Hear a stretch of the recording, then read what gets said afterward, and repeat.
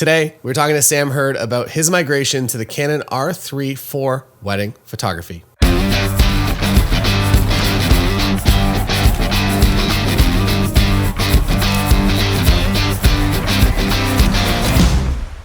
Keep waving.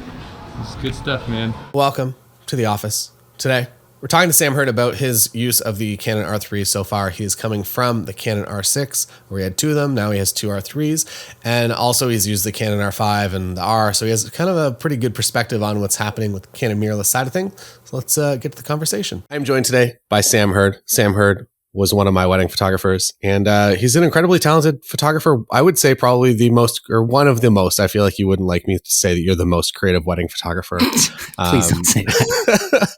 But if you haven't checked out Sam's work, there's some on the screen right now, and really it is complete next level when it comes to just using the everyday things that we all see as wedding photographers and using them in completely different ways. So welcome, Sam Hurd. Glad to be here. It's nice to talk so quickly back to back. I feel like our interactions, if not over text, in person or actually being able to talk, tend to be like 1 year later. My hair is always like a different length, and saw you last month. I guess it was. Is that right? Yeah, it was a whirlwind tour. We were there. I guess you were in Copenhagen for what, 3 days or something? Yeah, it was really fast, and Then I was in London, Copenhagen, and back in London, all in the span of 30 days, something like that, whilst shooting a lot of weddings. I've kind of lost count, but thankfully things are slowing down now as far as the wedding front. I've got a few more over New Year's Eve, or one over New Year's Eve, and then that's it. Shot an elopement yesterday in DC. So nice. Yeah. And one of the biggest changes, I think, in technology for you is that in that time frame, basically, since you were still on an R6, right? Or you had just received maybe your R3?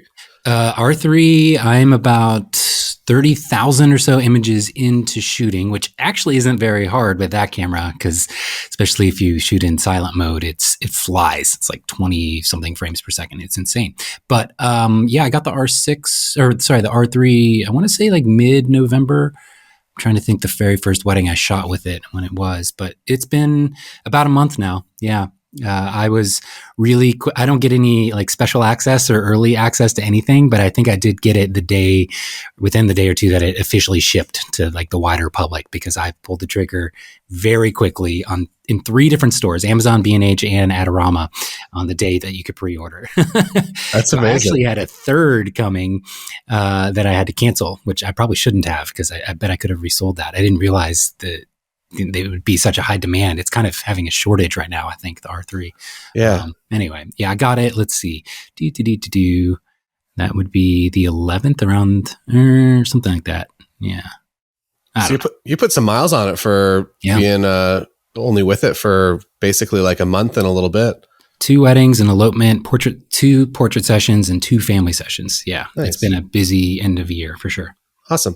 And so you said you pulled the trigger really quick. What was kind of the key things for you that whenever you saw that go up, that you were like, this is the new camera for me? Yeah. It's funny because I don't think I even read anything about it. I was just like, full body, permanent gripped, like clearly a pro build. You can just tell that by looking at it.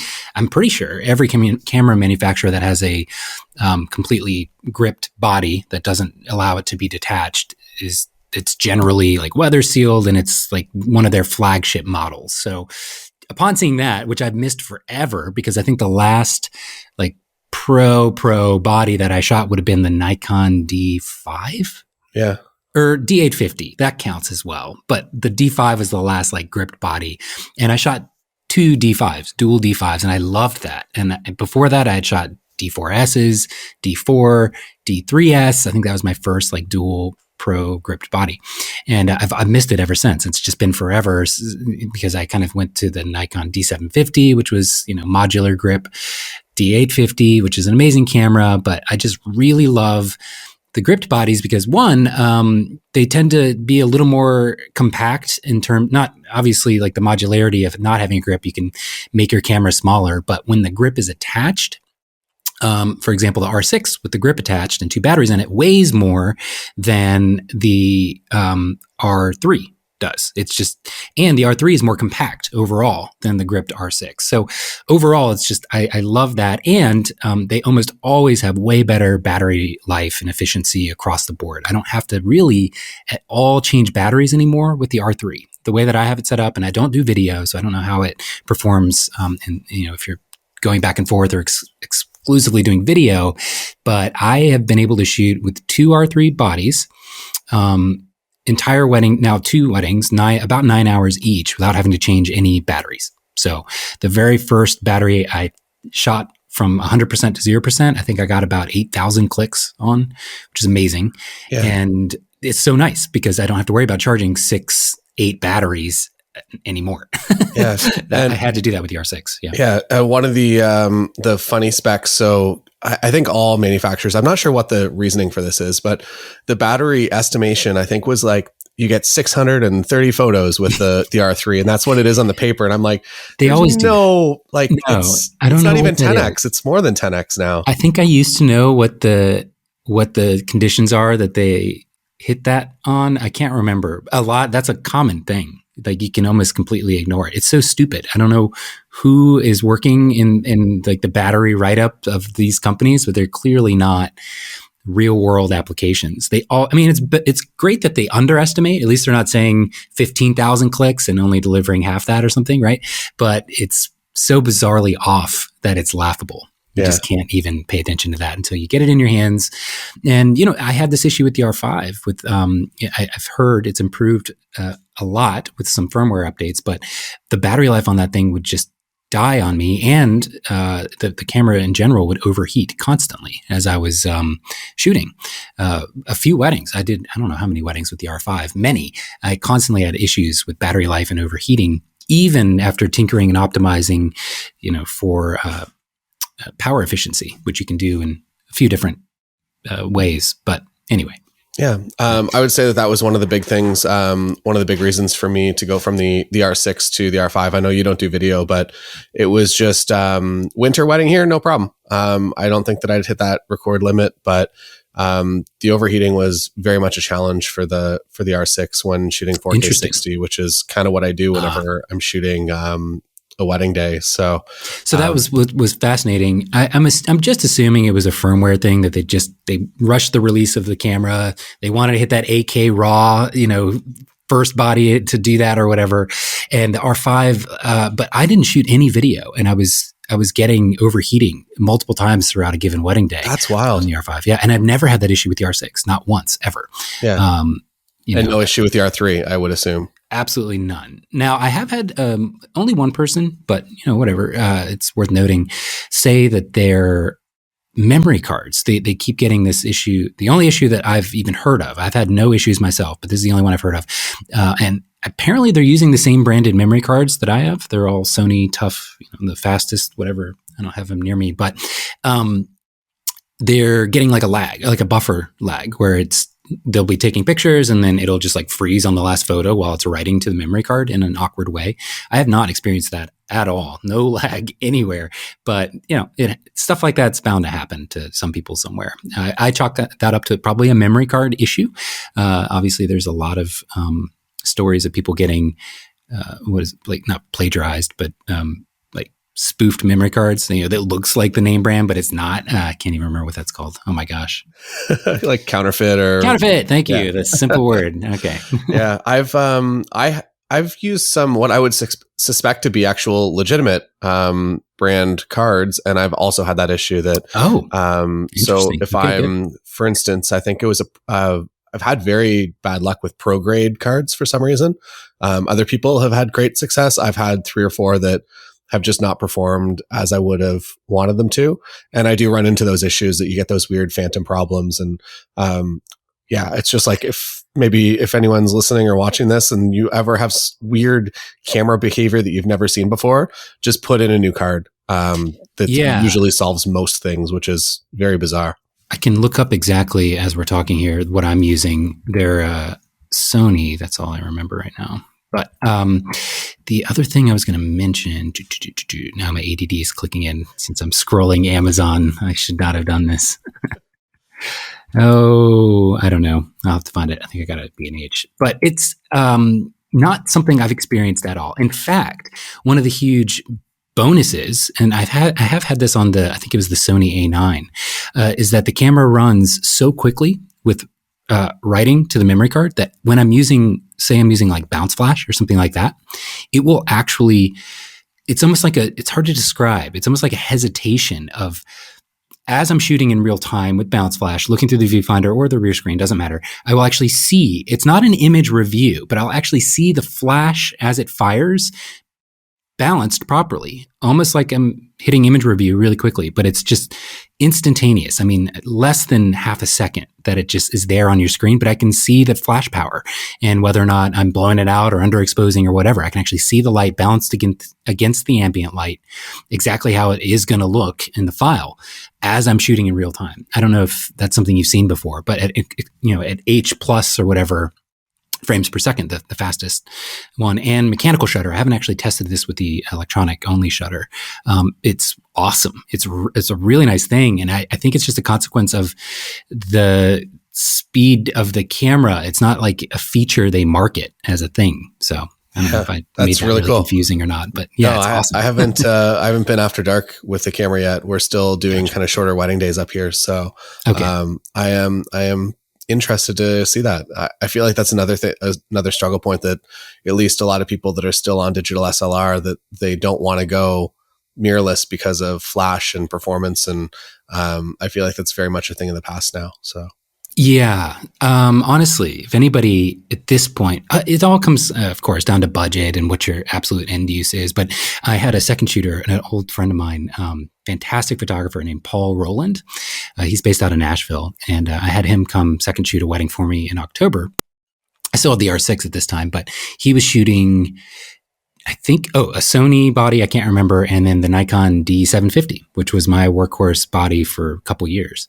And I let him play with the R6 because he hadn't really shot any mirrorless outside of Sony. Obviously, that's mirrorless, but anyway, he's all previously up till that point an all Nikon shooter. So similar workflow to me in terms of Nikon's, what do they call it? 3D tracking is what Nikon called in their DSLR world. The ability for the focus point to lock onto something, then track it on its own. Nikon was amazing at that, leaps and bounds way ahead of Canon. It always shocked me that Nikon wasn't more popular in the DSLR world because they just were absolutely better cameras. I'm just going to say it. They definitely were. But anyway, switching back to his D750 while I let him play with my R6 for a little while, it was laughable how old and just archaic it felt to have the clustered focus points just clustered in the center of the screen. Was ridiculous. It's like I have to focus, recompose, and just hope that it's still in focus if I'm edge of frame or whatever. That's crazy. And the inconsistency of the focus was also laughable. Like I've just gotten so spoiled now with, honestly, the very first mirrorless camera I switched over to full time was the R, and that was still better than Nikon's best DSLR at the time that I was using, the D850. In my opinion, low light autofocusing. The files weren't necessarily better, certainly not the dynamic range, but the actual capabilities and speed of the camera in terms of focusing and all the operational stuff was awesome. It was as good or better, which is why I made the switch originally to the R. So it's, at this point, unless it's a big budget reason or something like that, it is well worth it to go ahead and jump, I think, into full frame mirrorless cameras. Even if you're worried about having to use your older lenses, at least in the Canon system, and you might have a better perspective on this, but adapted through the EF to RF mount adapter, the Canon brand adapter. I've had other ones that aren't so good, like the Metabones one. That's okay. I've got this one that I've used, but adapted, the lenses perform better mounted than natively mounted on EF like DSLR bodies. It's crazy how good.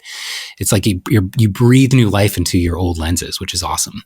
Yeah, it's I would say it's the same in the Nikon world too. If you're on one of the Nikon mirrorless cameras, your older lenses are just better in every single way. Focus is better, no AF fine tune, and everything just hits. So it's really, really cool. Yeah, and it's interesting. It took me a while. I just like to mention this. The AF fine tune is in DSLR cameras is trying to reconcile slight offsets between what the mirror that flips up sees when it's autofocusing and then what the sensors what's ultimately hitting the sensor. And because that mirror is gone now, and it's just right there on the sensor, there is no offset to account for relative to your lens and some mirror and your sensor. It's just lens and sensor. So it's huge. That is something I didn't appreciate until I got the R and realized, holy crap, why is there no AF fine tune? Why is this like, how did they magically solve the need for that? And it's because there's no mirror anymore. It's amazing. Yeah. So great. Anyway. So now that you've been shooting with the R3, how is it different than the R6 that you spent a lot of time with? I feel like you probably put like 1 million frames on those cameras. The R6. Yeah. Yeah. Well, first of all, I was really, really glad to see. I was worried when they went full. I don't know. Is there an actual name for a gripped body, like full pro body? I think it's just a grip body. It needs to have a name. It needs to be like when they went full beast mode. I don't know. That's not a good name.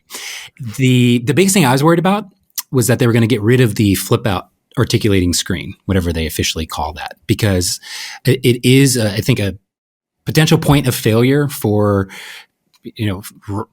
photographers in rugged environments. The screen maybe could just like break off or something like that.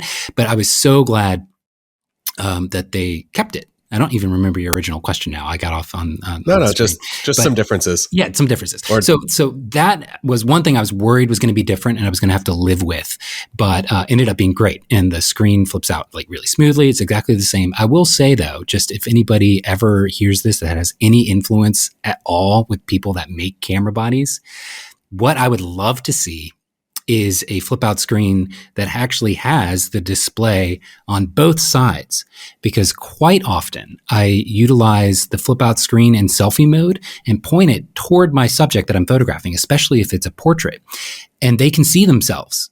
And I can't see them, but they can see themselves and like fix their hair or like get some confidence in the framing and the lighting that I have. And it's magical. It's awesome. I've always had this dream of creating a one-way mirror, oversized filter that I would screw into the front of my lens so people could just see themselves the entire time. And I'm like shooting through a one-way mirror. But this is the next best thing. Like I can just flip the screen into selfie. Now, the problem is I can't see or frame or actually shoot when it's like that unless I put my eye up to the viewfinder. The only other thing I could see, maybe they could even do this in a firmware update, is to somehow enable display on the selfie screen at the same time as displaying through the EVF. I don't think that's currently possible. I guess I've never actually tested that. It might be possible in the Z9, actually. Okay. Because they run their own independent pipeline for That's EVF. Awesome.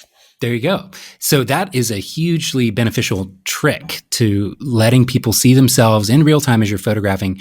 Right now, again, I have to put my eye up to the viewfinder and then it blacks out what they see, but that's okay. I do want them ultimately looking down the barrel of the lens. But if you had a flip out screen with, even if it was a lower resolution on one side, you would also solve the problem of having to, when you snap it closed, sometimes it's just the blank side with nothing, just plastic. That's annoying. Now you could just pop it out in one motion, no matter what orientation. That would be an amazing thing to see.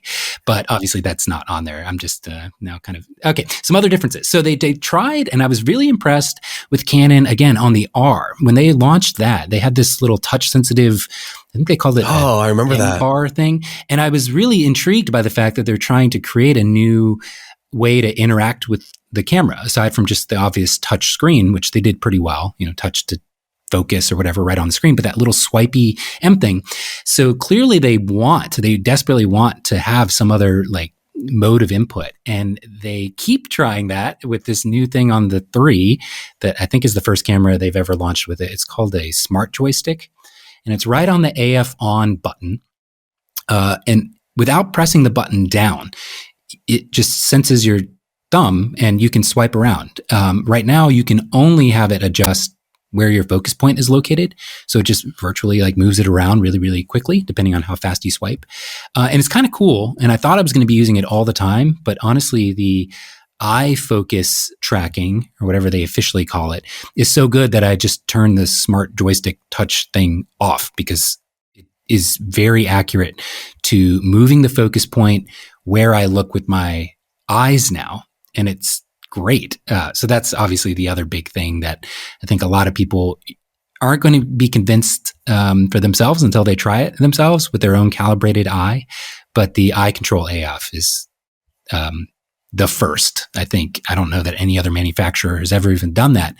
And I think Canon did on a film body way back in the day. And I always heard good things about it, but I never shot film. But the eye control AF is so good, and really sold me on switching over entirely, selling my R6s. Yeah.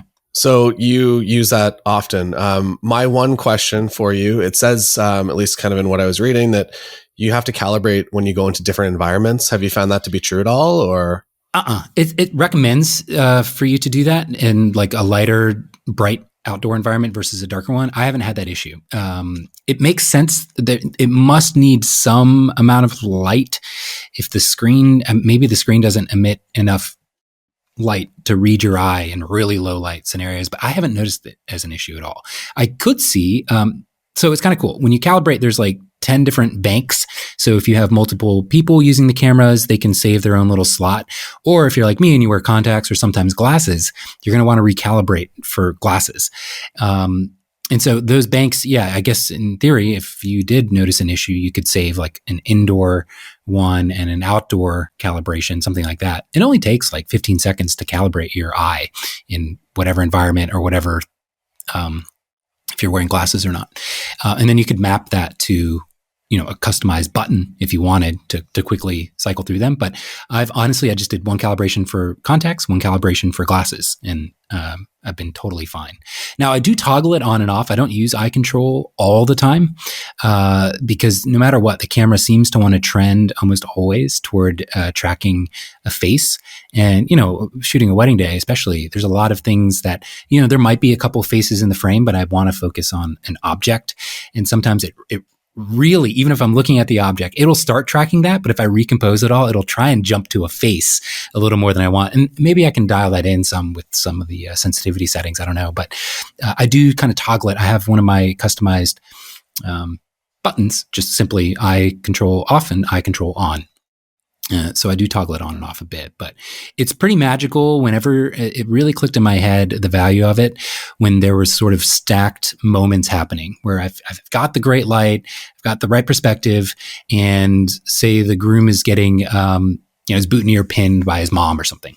And then in the background, other people are also getting their boutonniere pinned. Well, without having to focus and recompose as those two moments are unfolding, I can just look back and forth at what's happening in the background and what's happening in the foreground and oscillate through them instantly, near instantly. And it's so nice and it feels like cheating. It's crazy. And in fact, it's so natural and intuitive that when I do flip out to the screen now and have the camera away from me, I feel a little slower and frustrated that it's not tracking where I'm looking. And I've never been one to I don't like to touch where my autofocus is on the screen. It just feels kind of gross. It doesn't feel like I'm a photographer. I don't know. I probably shouldn't say that, but it just is weird. And so, but looking and having the focus point just go where I'm looking is so natural. They did a great job with it. I'm super excited to see. The only downside with that particular feature, I think, and trust me, I make no money. I get nothing for sounding now that like I'm a Canon shill. But the only feature that is kind of the trade-off is the eye viewfinder. The EVF is oversized now. It's quite large. It's pretty chunky compared to every other viewfinder. So yeah, that's a big difference. It seems, I feel like if you're somebody that wears glasses all the time, maybe actually you can comment directly on this. It feels like it's kind of almost designed for that it seems a larger, comfier for that environment. Totally. Yep. Yeah. I've been very comfortable shooting with glasses, for sure. The only problem I have is my vision is so bad that my glasses are really, really, really thick.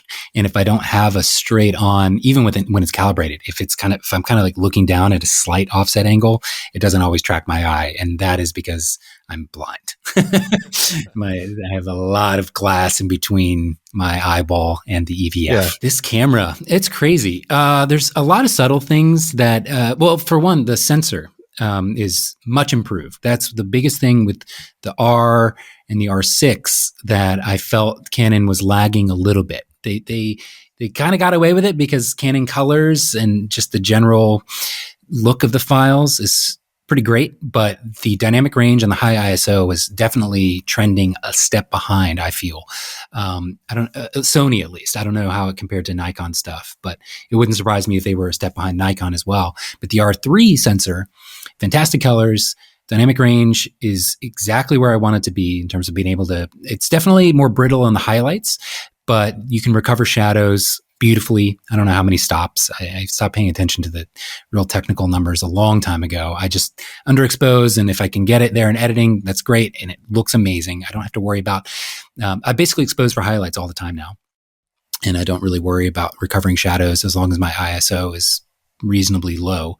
And then the high ISO, it's struck a very wonderful balance. I'm comfortable. This is going to be up to each photographer and their own preference, but I'm comfortable shooting about 16,000 ISO and having it be clean enough that I don't need to apply noise reduction or, feel like I might want to just convert it to black and white because of the graininess, which is insane. And even if my exposure is completely on point and I don't have to push and pull the file in post, the 25,000, I forgot the exact number that registers at, that also looks really, really good, which is great because with the R6, I would really top out about 12,800 or whatever, the very most that I'd really consistently want to push it. Yeah. So that's a nice leg up for sure. And then the low light autofocusing has been really great. I was always happy with that, to be honest, even back to the R. But overall, the sensor is much improved and I think a better balance. Oh, and then one other big thing, unless you wanted to comment on something with the sensor. Sorry, I tend to rant. No, I guess coming from Nikon files that you can kind of do anything to, I definitely found not necessarily a limit. I feel like as long as you're shooting things reasonably close to what you want them, you're not like, even with an R6, you're not going to find too many problems. But definitely moving to the R3 and just some test landscape stuff that I've been doing, it's surprising kind of how much you can get out of those files, that it kind of feels like it does feel unlimited. Like whatever you want to do to that file, you are able to do, and you're not going to discover any negatives to that. And yeah, like even noise reduction, like I feel like I pushed a very high ISO file a number of stops and it was still just fine. So yeah. I'm looking at my review right now. I wrote a pretty lengthy review with a lot of sample files and a lot of actual raw files people can download and play with themselves. And I'm looking at one. I must have accidentally shot this at such a high ISO. I think, oh yeah, that's why I included it. This is like the outtake as I was getting ready to actually take the real photo, because I was at 1/2000th of a second in an indoor space, which I certainly didn't need to be. But the ISO registered at 40,000 and it still looks really good. And I don't think people realize like the fact, like even at 40,000 ISO or something really high, even if it's really noisy, when you zoom in and it's full screen or whatever, once it's actually compressed down to a more reasonable size for your phone or Instagram or what people might most commonly print size, that noise compresses and is really, really forgiving. And I'm looking at one right now at 40,000 ISO. It looks awesome. And once you get to about 80,000, it's messy. It's real bad. You're going to want to go. Anyway. I've never understood why those are included. Same goes with Nikon, like the high 1.0 and 2.0 that you get, it's completely unusable. It's like, why don't just cap it? Don't put that in the specs. Like we don't need that. Those high ones, I think what I heard is that it's the same as shooting at whatever is the non-high last value. And then it's artificially pushing it. So you're right. It's like, why even bother? I don't know, maybe you ink out a little bit extra. Maybe photojournalists might have some need for that. I think it's a specs game as well. Like it's one of those things, like once one manufacturer does it, the others kind of have to remain competitive. Just with the numbers. It's funny, but we are, in just a completely different universe than when I started. I remember my first quote professional camera was the D700. And that was like, oh my gosh, you can shoot at 6400 ISO and it looks pretty good. We are in another world now of really not having to, it's just a very forgiving time. Shoot. Especially shooting, like for instance, are you pretty primarily on the 51.2? Yeah. Mm-hmm. And so you can shoot literally in the complete darkness, like a 1.2 lens and the ability to go up to wherever you're comfortable, like 16,000 ISO or beyond. Like you can actually be doing photos with your couples and the stars. Yeah. Oh my gosh. And I haven't even done, I don't think a strict comparison or test on this, but the IBIS, the image or the sensor stabilization, is also so good. It was already fantastic with the R6, so I have to believe the R3 is even better, but I don't really use it all of that much to even bother testing it. Hadn't tested it yet, but yeah, when you turn that on and combine with a 1.2, I mean, you can shoot easily like a half second, maybe even 1 second, depending on your exact focal length. Yeah. Especially with the 24 millimeter lens or something, like you can handhold a second, no problem. It's crazy. We've done some test photos that have come back. I feel like this is maybe the worst lighting that could ever exist in this office right now. Yeah, I really got you beat right now. I look like the pro. I know.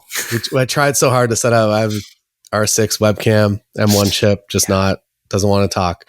But yeah, we were doing some handheld 1 second exposures, and they were surprisingly sharp. Again, wide angle, not trying to do a 100 millimeter 1 second exposure, but it was surprisingly sharp, and it just unlocks a new level of creativity that you can walk out into the street in a city at nighttime and do one of those photos with your couple with the lights moving in the background, and you don't need to bring a tripod, and you can do a bunch of different combinations and keep it super efficient and keep the experience great. I'm waiting for the next iteration of IBIS where the camera just floats in midair. You can just walk away. It just sits there. Steady cam. I will mention one thing. So on the IBIS, amazing for photography. If you want your camera to be just essentially on a tripod, it's fantastic. On the video side of things, if you're shooting with a super wide lens, it still has this weird like wobble kind of on the corners. And I wish that like one of the key features for me as a video creator, it would be so nice to be able to decouple if you're shooting a lens with stabilization in it. If I could just only use the lens stabilization, or if I could just only use the IBIS, I feel like that would be the easiest way to kind of work around that. But when you use something that's an IS lens, it's just everything is on or everything is off. So a bit of a bummer for that. That is weird. That's like my only criticism on the entire like R system, I guess, at this point. Interesting. Again, I haven't even tried shooting video with it yet. The only video work I do is for talking head sort of tutorial type stuff, which is not very difficult. I will say though, they seem to be getting a little better about like combining different aspects of features. The R3, I believe, is the first camera to finally include a combination exposure preview and depth of field preview at the same time. I think it's only with RF mounted lenses, though, unfortunately. Through the adapter, I don't think this works, which is really annoying, but whatever. You can finally see exactly what your settings are with your depth of field in real time, not just the brightness via related to the exposure, but the actual 1.2. Look at 1.2 versus f8 or f16. As you stop down, it does stop down the preview for you without having to hit and hold a depth of field preview button, which is super annoying. And Nikon did it right with their cameras. Like even back in the live view days with their DSLRs, like what you see is exactly what you got. I think one camera maybe didn't do it. The 650 or the D600, one of those was weird. But all the pro-am to professional camera bodies totally did that. And it just seems like maybe it's a weird limitation of the sensor and they have to protect it from overuse or overheating or something weird about Canon software and the way it's coded. Took them until now, which is blowing my mind, to have an actual depth of field without having to hit a button. But that was well received for me. Awesome. Thank you. Yeah. And is there one sad point with the R3 jumping from the R6? Yeah. So I do a lot of in-camera multiple exposures. I am very motivated and I don't want to say passionate, but I love just how some people in their head love the idea of shooting film, right? It's just something about the process, the constraint of film, the constraint of shooting multiple exposures in camera for me was always super fun. It was almost like a game, like this arbitrary rule that I was setting that like I have to do it. And the end result, I got a raw file, which was so great because then I have one file to edit and worry about, and that's it. But now, unfortunately, for whatever reason, the R3 does not support raw files when you merge multiple exposures. So it only outputs a JPEG. It does save each individual exposure as a raw file itself. So now the process is going to have to be take those, edit them individually the way I want, and then merge them in Photoshop, which is super disappointing. I hate that. I really loved being able to do it cleanly for my mind and brain and everything, all in camera, and be done with it. But I don't know, something about maybe the sensor or some weird reason, Nikon did the same thing when they switched to their original mirrorless releases. Their image overlay feature or multiple exposure feature, either of them, Nikon would only dump a JPEG, which is super limited and disappointing because your editing just won't match if you're normally editing against RAW files. So yeah, that's the biggest trade-off that honestly is in the realm of like, I can't use this, I have to send it back. But everything else was so over the top improved compared to the R6 that I decided to just let that go and cross my fingers that maybe someday they'll do a firmware update and support RAW files again for multiple exposures. But who knows? I don't know. Yeah, it's unfortunately for you, but I feel like fortunately for everyone else, that's probably not a thing that they're using too often. So as kind of one of the only downsides of the entire camera, like I would say that's kind of all right for most of us. Yeah, I think it's fine. You're right. It's exactly. Yeah, I'm weird. But so one of the cool things about the Canon system is they've got these drop-in neutral density filters that if you have an EF to RF mount adapter, you can literally slide these kinds of filters right in between the rear element of your lens and the sensor. Just clicks in. So I actually modified one of the variable neutral density filters that has like a little wheel to adjust the intensity of the density. I don't know. And okay, I'm hearing a Taylor Jackson rap line in there somewhere. Anyway, what's really cool though, I popped out one of the moving parts and put in like a piece of cardboard. So only half the frame is exactly blacked out. It's down in my bag. And so I can rotate and basically in whatever position or chunks that I want, have a completely black half of my frame. And when you shoot in-camera multiple exposure, you can precisely, like to crazy precision, overlay and then adjust and then overlay again different areas of blackness and create these really complex double exposures, like a daytime versus a nighttime thing, which used to be really kind of tricky and complicated. Now it's so easy and I can do it handheld. It's insane. But that really nice little thing that I built is now a little less genuine now that I have to take the files anyway and pop them into Photoshop and merge them there. So that's a bummer. I always let just the raw file feel so authentic and genuine to what happened, but whatever, you get it. Yeah. All right. So I guess to wrap it up, if you are somebody that's using, maybe to kind of give your perspectives on multiple things, if you're currently on kind of the 5D series still, obviously make the jump into any of the mirrorless products. If you're currently maybe looking at the R6 versus the R3 or maybe the R5 versus the R3, what's your kind of final summary for somebody watching? Oh gosh, there's so many different trade-offs because I mean, honestly, you're going to be fine whether you go R6, R5, or R3. Like they are all more than capable of the vast majority of any genre of professional work. The sensor size, I think, is 25 megapixels, thereabout, something like that for the R3. So that's the big leg up the R5 might provide you if you really heavily crop your work a lot or work in commercial stuff more often. That's probably going to be your way to go. But if you're a wedding photographer, I would trend personally more R3, just simply because the camera is built tougher. The autofocus is way more precise and reliable in all kinds of dynamic situations. High ISO is way, way better. And that megapixel size of the sensor is, I think, right at the sweet spot for most wedding photographers. The 20 megapixels of the R6 was just a little less than most people wanted. And I think the R3 bumps that up nicely. So if your weddings, I'd say go R3 all the way. Anything else, you just kind of have to look at your individual use case, but you're not going to be disappointed with any of them. They're so great.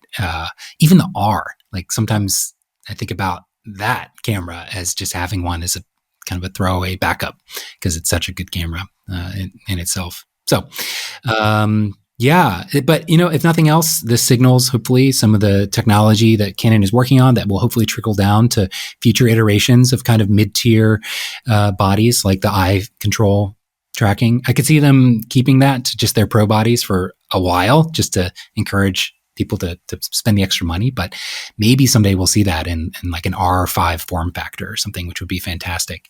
But yeah, I personally, I'm all in on the R3. I've got 2 of them. I hope they last at least 2 or 3 years for me.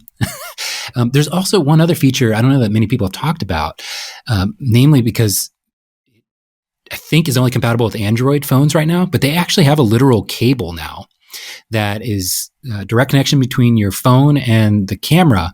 And it's meant to have your phone mounted in the hot shoe and facilitate incredibly fast and efficient transfer of files. So instead of just the Wi-Fi, the Wi-Fi stuff is still kind of not there yet. If you wanted to send raw files to a Dropbox or a Google Drive or something like that as you're shooting, it's not great. But apparently this cable, let's see, Canon R3 phone cable, I don't know what it's called, is meant to, I think it's only compatible with the R3 as well. Just enable a new line of connectivity to really get you, get those raw files off a lot faster. And your phone is probably the fastest way to do that at this point, built-in 5G and all that on most people's phones. Yeah. And it would also save, I think it does save a lot of battery life. That was always a huge gotcha with the built-in Wi-Fi Bluetooth connectivity on any of the other bodies. The battery life would just get wrecked. This helps with that. But unfortunately, until they update it, hopefully to support Apple stuff soon, which should be coming. Looks like maybe they even did that recently. I'm looking at an article now. It's worth checking out if that's something that, my dream as a photographer is to be, as I'm shooting, my images are being populated in an online gallery somewhere, completely edited and AI culled to look exactly how I would want, so that when I get home that evening, I can say, boom, here's your gallery, or at any point, without having to, and with such confidence that I would barely even need to review them, because I know it's all dialed in how I want. That's like the end goal right there. That sounds chipping away. Great life. Yeah. Like over the past 12 months, essentially 2 of those big pieces have become available. I know. So now all you need is the super fast transfer. And the cool thing is the AI stuff too. Once you've implemented it into your workflow, it should only get better, because it's up to the AI people, the companies that are, running the algorithms and tweaking their machine learning and all the AI involved with it. They should make iterative improvements, and your workflow will look and stay exactly the same as everything improves, the engines underneath it, which is exciting. So anyway, we don't have to get off on AI, but I feel like that's another video entirely. Thank you so much for joining me today, Sam. Where can people go to find out a little bit more about you and also see your more in-depth review of the R3? Awesome. Yeah. Thanks so much for having me. I really love talking about geeking out on camera gear. I'm most socially active on Instagram, I would say. So Instagram handle is I am the Sam. So pretty easy. I am Sam is always taken because of that freaking movie. And then the most common place that I post sort of in-depth reviews and whatnot would be directly on my Patreon feed. I'm pretty active there. So patreon.com/Sam Hurd. That's HURD.